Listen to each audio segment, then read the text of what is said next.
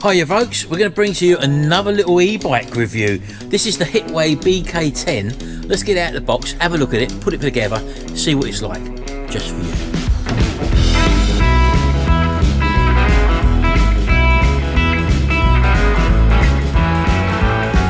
Right, so that's as it comes. As you can see, we've still got a few cable ties to take out. It's actually a very small frame.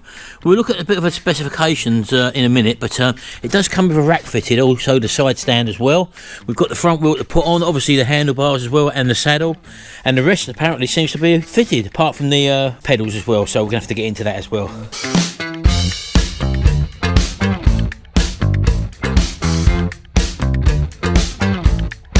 Right, so I've unboxed it now, I've laid out all the stuff you get with it. Let's have a quick look and see what this is. Right, so you first of all get this lovely saddle. It's got suspension built in to the actual seat as well, and it's actually sprung as well.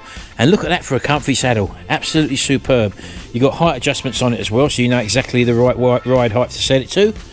You also get the stem for your handlebars. This is one that folds in half, obviously, for space storage as well, so we'll have a look at that in a minute.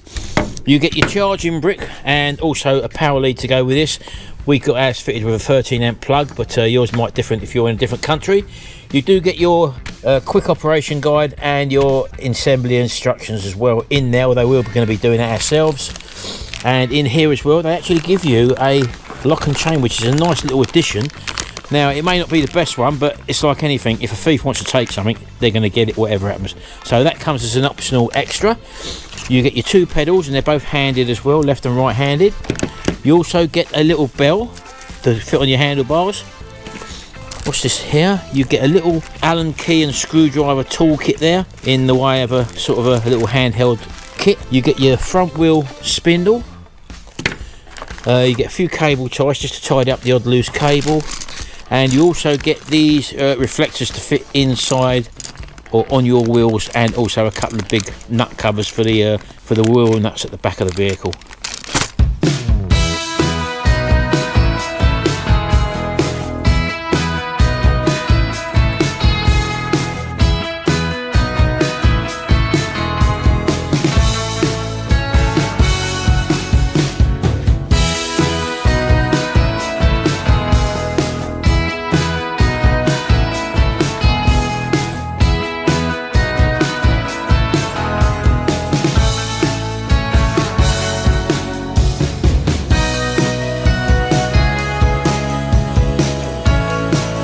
Okay, so we're going to insert the tube into the headstock now.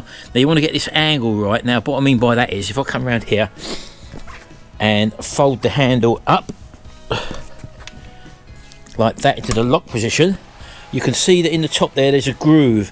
Now that groove wants to be sitting straight like that, so that little notch is at the facing you. Make sure your wheel angle is straight as well, so get that straight so everything's in line. So the reason why that needs to be like that is because when you bring your handlebars up, as you can see, they've got a groove in that as well. So when you plonk them in, that groove needs to be facing the front, so that your handlebars are facing the front as well. So once you've got that position, you then need to fold that back. You need to slide that lock sideways back towards you. Then you're able to pull the handlebars back, so that needs to come out of the way, as you can see, and it's sort of a 4 o'clock angle there, as you can see. So I need to tighten it up now, and then that will be in the correct position.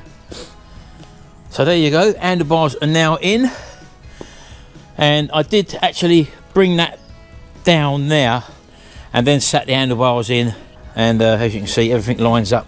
The mudguard underneath lines up, the front forks are lined up, and also that, because of that little groove, and we've got this fitted in the correct location, the handlebars are also straight as well.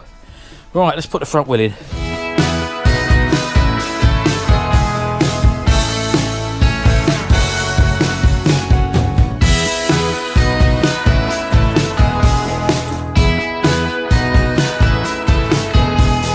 Right, coming together very well, people. So we've got to drop the saddle in now. Again, another quick release item. Literally straightforward, look, couldn't be much simpler, could it? Just push that in, give it a bit of a wiggle. You'll find you're going alright, and you've got these little adjusters on the side there, just to tell you the height, which you may or may not need. I'm just going to put it on number 8 for the moment. I don't know till we actually have a ride on it. Make sure it's straight in line with the frame, obviously. And if it needs to go a bit tighter, you can turn the little knob on the side 1/4 of a turn, then tighten it up again until that is rigid in there, you know. So I'm going to do it one more. Here we go. Half a turn this time. That's right, I've got a good bit of resistance now on that lever, so I'm happy with that. Right, okay, so the pedals are handed, as I mentioned to you before. So this one's the right pedal, it says R on it, and it gives you a direction of tightening up as well. So that's the left one. This is the right pedal, so let's put this one on first. This screws in normal clockwise, and I had to get a 15mm spanner, folks. You haven't really got provision in that little toolkit, although there is a little spanner there, but no way are you going to be able to lever your spanner enough to get these pedals tight. So just tighten it up. You haven't got to over tighten these. There you go. If you push the pedal in, it's able to fold sideways for storage purposes. There you go. So in, turn, and that's it for storage, so they don't stick out. Right, let's put the other side on and we'll give it a test ride. Right, this one tightens up anti-clockwise, and I've just put it on, just nip it up like that, and again, as like the other side, push it in like that, and there's your storage pedal, and just clip it back in when you want to go riding. Right, so let's take a look at where the battery lives on this and how you actually fold the bike in half. So first of all, you do have this securing safety lever there and a little button on top, which if you pull towards you, it allows you to pull this lever outwards, and in there you can see the lock, which is sticking out, and you have to disassemble the lock by putting your key underneath into the lock below. There we go, like that. And then if you half turn that, let me have a look, like that, you see it goes in, and once it's in you can take your key out, then you don't need that anymore.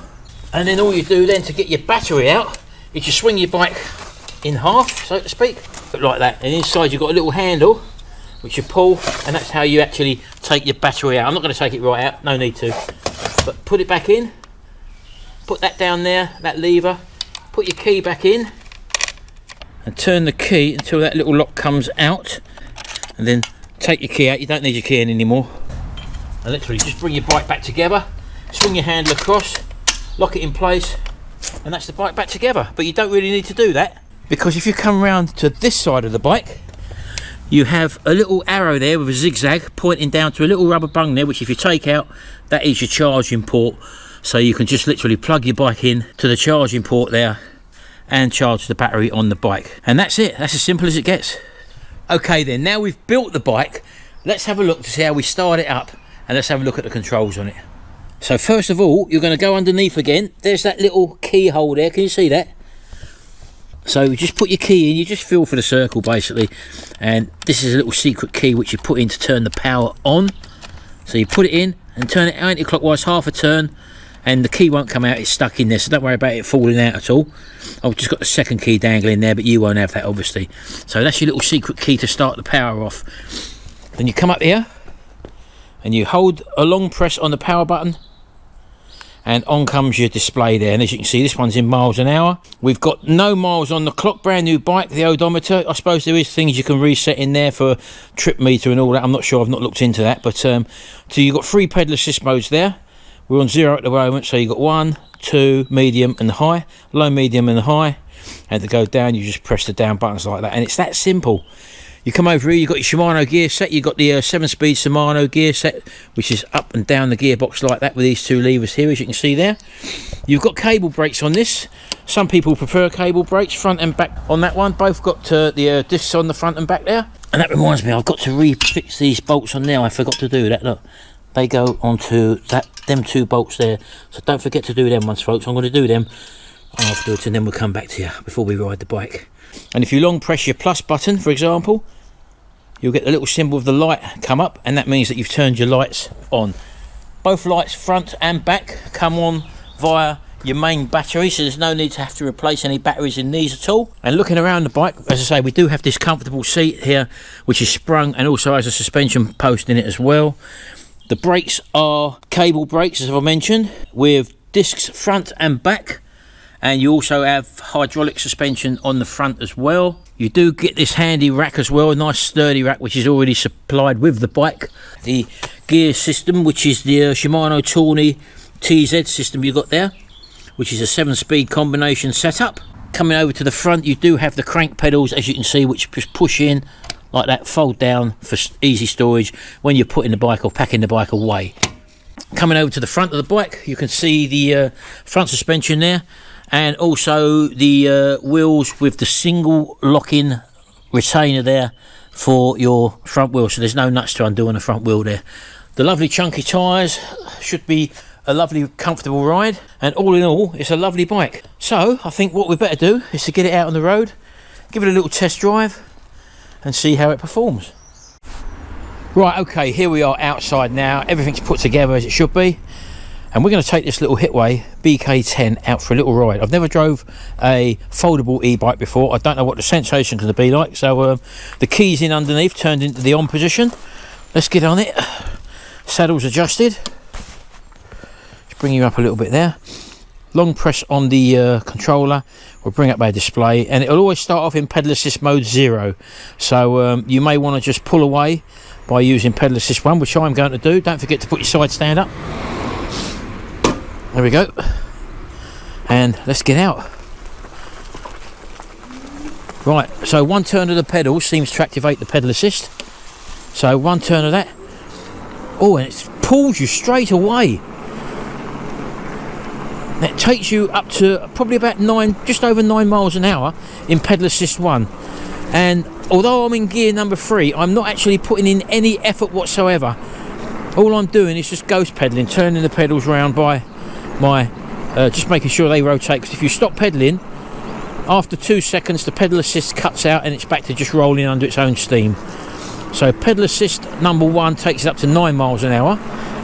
Press the button again to number 2, kicks in automatically, and it zooms off up to 12 miles an hour just by turning the pedals gently. I've not even touched the gears yet, so you don't even need to touch the gears, the Shimano gears on this, for it to activate. I'm going to test the brakes in a second now, just coming up to a standstill up to this junction. I'm going to take it down to pedal assist 1 again.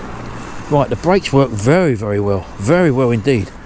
So I'm just in pedal starting off in gear number 3 now, because it's easy to pull away from a standstill. And as soon as you do that one turn on the pedals, you're off. And I'm going to take it up to get pedal assist 2. I'm on a fast road at the moment, and then straight up to pedal assist 3, and it's zooming straight away up now. This 250 watt motor is actually pulling me at 15.5 miles an hour in a matter of seconds. How fantastic is that? And I've not even had to use a shifter. All I'm doing is ghost pedaling, turning the pedals very gently, and that's pulling me along at the maximum speed in the UK of 15.5 miles an hour. Lovely hand grips, very comfortable. Have these little palm grip selectors there. The handlebars are in a lovely position, although they're fully adjustable, as is with the seat as well. And it's a very easy riding position. I know I'm on the flat at the moment, but this thing can incline up to a 25% incline as well. Bear that in mind, folks. Not a lot of 250 watt e-bikes can do that. Bearing in mind, this is one of the cheaper e-bikes, around £799, £800. You'll be struggling to find a cheaper bike with this much pull when it pulls away, and it comfortably sitting there now on 15.5 miles an hour. So basically you can judge your 2-speed, your second level takes you down to probably 9.5 miles an hour. Sorry, your second speed drops you down to 12 miles an hour. So you can gauge what type of road you're on depending on what pedal assist you're in. I'm taking it down to pedal assist 1 now, and that drops me down to about just over 9 miles an hour. So I'm going round now, and I'm going to zoom back up again now, just using the power up to 15 miles an hour, and all I'm doing is ghost pedaling. You can shift up the gearbox, you can shift up the gears just by pressing the thumb now and then increasing your gears accordingly, so that you're putting in a bit of effort if you want to get a bit of exercise as well. And that is the beauty of an e-bike, whereas you don't have to actually do the work, but if you want to get a bit of exercise out of it as well, you can just use the gears to make life so that you're putting in a bit of effort as well and getting a workout at the same time. The 20-inch by 4-inch wheels combined with the suspension back and front, working very well to make my ride very comfortable. And as I go over bumps, I can feel that suspension unit in the seat actually providing me with a great cushion. So I'm going to take it up now. I didn't bother charging this battery. I probably should have done to get a full charge out of it, but I will do that when I get in. I was just so keen to get out on this folding bike. The frame is a 20-inch frame, a very, very rigid frame.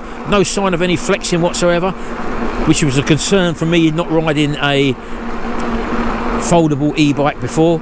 It's a solid, sturdy aluminium frame, this, and it's working a treat, especially over these bumps. Well, all I can say is I'm quite blown away with this, because I had no misconceptions that the cheaper end of the market was probably going to be a little bit of an uncomfortable ride, but it's got all the things, all the specifications that the dearer models have actually got. The front suspension, the rear seat suspension built into the seat, and also a big comfy seat as well, all working in harmony.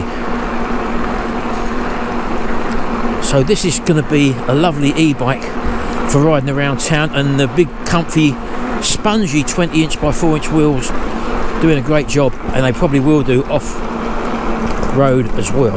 Right, I'm slowing down now. The brakes are very, very good, I must say. And then we can just draw to a standstill, turn the pedal assist off. Well, there you go. What a lovely bike. For the money, you can't beat that, I tell you. That's the Hitway BK10 foldable e-bike, and storage is going to be very simple, just by pulling that lever. Let's just turn the power off first, like that, and you can just slide that bolt across sideways, pull that down, and as you can see, that folds down like that. Push your pedals in like that, and like that. Undo your clip by pulling that forward, opening your bike up like that, and then all you've got to do is just bring that wheel around, fold it in half, and there you go, folks. That's it, folded in half in no time. Easy to store into a caravan, into a cupboard. Much more compact than a full-size e-bike. To put it back together, bring the forks round to the front, clip that bracket back in there like that. That automatically goes over there. Bring your handlebars up, they clip into place. Bring your lever up, and that just pushes down like that. And there you go, back together again. So there you go, folks. There'll be a very good price below, so do click the link out below and check out this e-bike. If you're in the market for a foldable e-bike, one where you can store very easily, this could be the one for you.